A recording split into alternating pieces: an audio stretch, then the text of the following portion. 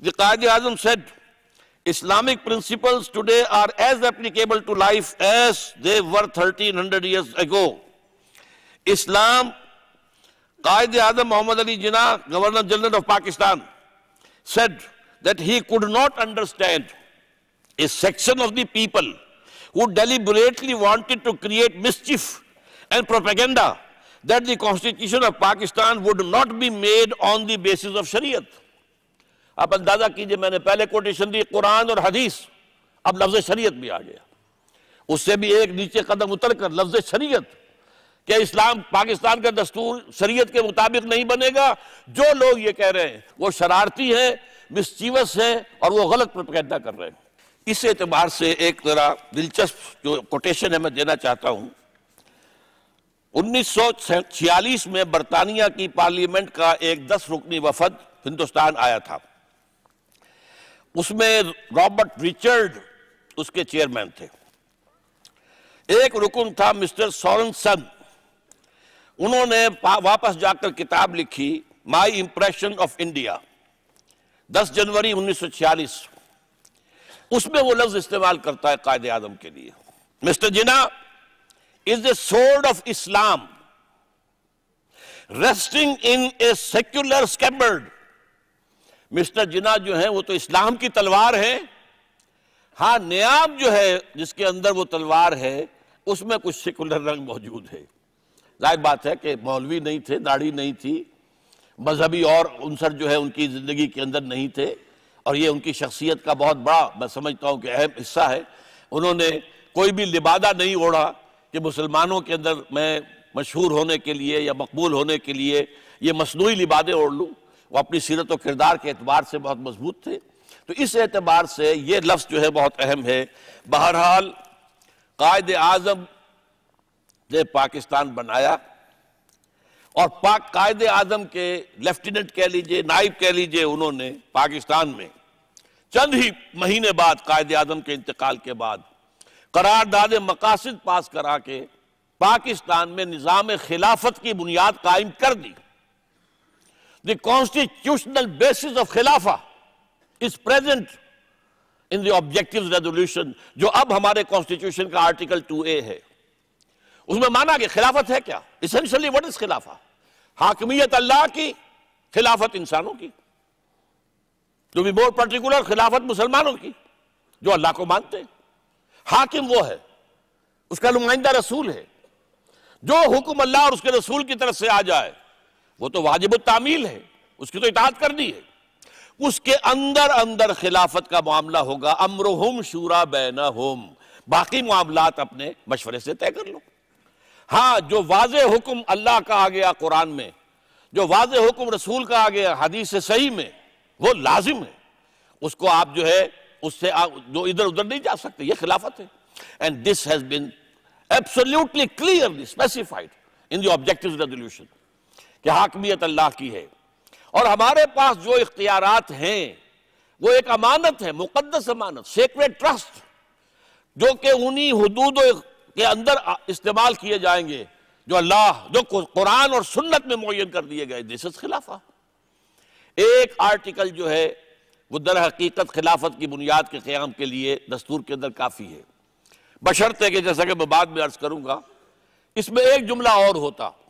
جب یہ 2A کے طور پر لائے ہیں ضیاء الحق صاحب، اگر ایک جملے کا اضافہ ہو جاتا کہ it will take precedence over the whole of the constitution، یہ دفعہ پورے دستور پر حاوی رہے گی، تو پھر اس کے بعد کسی دفعہ 227 کی ضرورت نہیں تھی، بلکہ یہ کہ اس کے مطابق جو ہے یہ پورا کا پورا دستور جو ہے وہ اسلامی بن جاتا اور خلافت کا بن جاتا.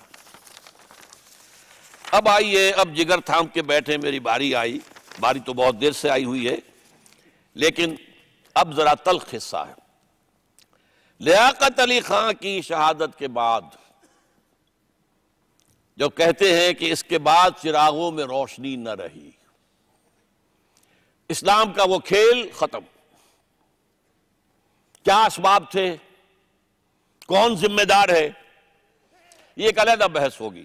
لیکن بحث مجموعی پوری قوم مسلمانان پاکستان ذمہ دار ہیں، مجرم ہیں کہ اس کے بعد اسلام کی طرف کوئی پیش رفت نہیں ہو سکی. اسلام کا نظام آف سوشل جسٹس، عدل، فریٹرنیٹی، ایکویلٹی اینڈ فریڈم کہاں ہے؟ آپ کو معلوم ہے کہ سیاست اور حکومت پر وہ پورا رنگ جو ہے سیکولرزم کا وہ چھایا ہوا ہے، اور اب روشن خیالی کے ذریعے سے اس میں جو نئی ڈائمنشنز ایڈ کی جا رہی ہیں، جو بات اور آگے سے آگے بڑھتی چلی جا رہی ہے، اس کا حوالہ عزیز ماکر صحیح دے چکے ہیں۔ اور نمبر 2، معیشت پر سود، جس سے بڑھ کر کوئی گناہ اسلام کی روح سے نہیں ہے۔ کسی گناہ پر اللہ کی طرف سے چیلنج نہیں آیا، اس سود کے گناہ پر چیلنج ہے۔ اگر باز نہیں آتے ہو فَأَذَنُوا بِحَرْبٍ مِّنَ اللَّهِ وَرَسُولِهِ، تو اللہ اور اس کے رسول کی طرف سے اعلان جنگ ہے تمہارے خلاف، الٹیمیٹم، اور کسی کے بارے میں نہیں آیا۔ جس کے بارے میں حضور کی یہ حدیث بھی موجود ہے سنن ابی داؤد میں، اور ربا 70 حوباً، سود کے گناہ کے 70 حصے ہیں، کچھ چھوٹے ہیں کچھ بڑے ہیں۔ ایسروہا، اس میں سب سے ہلکا اس کے مساوی ہے ان ينكح الرجل امہ، کہ کوئی شخص اپنی ماں کے ساتھ زنا کرے، یہ سود۔ اور جس کو مفکر پاکستان علامہ اقبال نے جو کہا، از ربا آخر چمی زائد فتن، کس نہ داند لذت قرض حسن، اس سود کے بطن سے کیا چیز پیدا ہوگی؟ یہ ام الخبائث ہے، اس سے تو خبائث ہی وجود میں آئیں گے، فتنے ہی وجود میں آئیں گے۔ آج کسی کو بھی قرض حسن کی جو نعمت ہے، لذت ہے، آپ کے پاس کوئی فاضل سرمایہ ہے اور کسی اور کی ضرورت ہے، آپ دے دیں، پھر وہ واپس دے دے گا آپ کو۔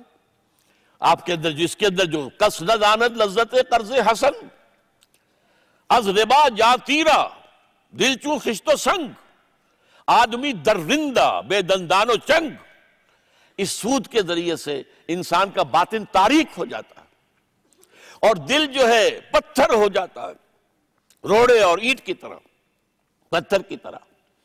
اور وہ اگرچہ بھیڑیا نہیں ہوتا، بغیر اس کے بھیڑیوں کے دانت نہیں ہے، بھیڑیوں کا پنجہ نہیں ہے، لیکن وہ بھیڑیا بن جاتا، وہ سود۔ یہ مفکر پاکستان، خود قائد اعظم نے اسٹیٹ بینک آف پاکستان کا جب افتتاح کیا تو کہا ہے کہ اسلام کا ایک نیا نظام آپ کو اب تیار کرنا ہے۔ اس مغربی نظام معیشت میں انسان کو خیر نہیں دیا، بھلائی نہیں دی ہے، یہ الفاظ موجود ہیں۔ انوگرل جو سیشن ہوا ہے، اجلاس تھا اسٹیٹ بینک آف پاکستان کا، اس بینکوں کے نظام کے بارے میں جو تلخ ترین حقیقت جہاں تک اقبال کی نگاہ پہنچی تھی، گاہ میری نگاہ تیز چیر گئی دل وجود، اس کے الفاظ میں آپ کو سنا رہا ہوں۔ این بنوک، این فکر چالاک یہود، یہ بینک کیا ہے؟ یہ بینک کاری یہودیوں کے چالاک اور عیار ذہن کی پیداوار ہے، انہوں نے پیدا کی۔ پہلا بینک آف انگلینڈ یہودیوں نے جو ہے انگلینڈ میں قائم کیا ہے۔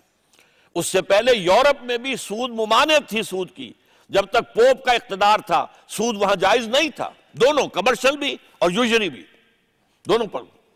لیکن انہوں نے عیسائیت کے ٹکڑے کیے، اس میں جو ایک پروٹیسٹنٹ مذہب پیدا کیا، اس پروٹیسٹنٹ مذہب کا مرکز بن گیا انگلستان، اس نے بغاوت کی پوپ سے، اور پہلا چرچ آف انگلینڈ قائم ہوا پوپ کے خلاف، اور پہلا بینک آف انگلینڈ قائم ہوا یہودیوں کے ذریعے سے، اور پھر اس کے ذریعے سے یہودیوں نے پورے یورپ کو اپنے تسلط میں لیا ہے۔ جو 1905 سے 1908 تک جب گئے تھے اقبال یورپ، تو دیکھ کر اپنی آنکھوں سے آئے کہ فرنگ کی رگے جہاں پنجائے یہود میں ہے۔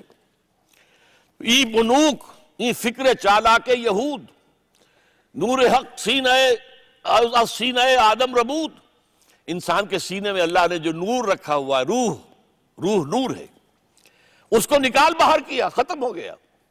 اب وہاں پر تا تہو بالا نہ گردہ دی نظام، جب تک یہ نظام جو بینکنگ کا ہے تہو بالا نہیں ہوتا، ملیا میٹ نہیں ہوتا، دانش و تہذیب و دین سودائے خام، کہاں کی دانش اور کہاں کا دین اور کہاں کی تہذیب، یہ اقبال کہہ رہا ہے۔ اس کو آپ کو معلوم ہونا چاہیے، اقبال کی پہلی تصنیف اقتصادیات پر تھی، وہ فلسفی، وہ حکیم، وہ دانا انسان، لیکن اس معاشی مسئلے کو بھی خوب جانتا تھا۔ اگلی طرف آئیے، زراعت پر زمینداری، لینڈ لارڈ، ایبسینٹی لینڈ لارڈزم کا قبضہ ہے۔ یہ کون سے دور کی چیز ہے؟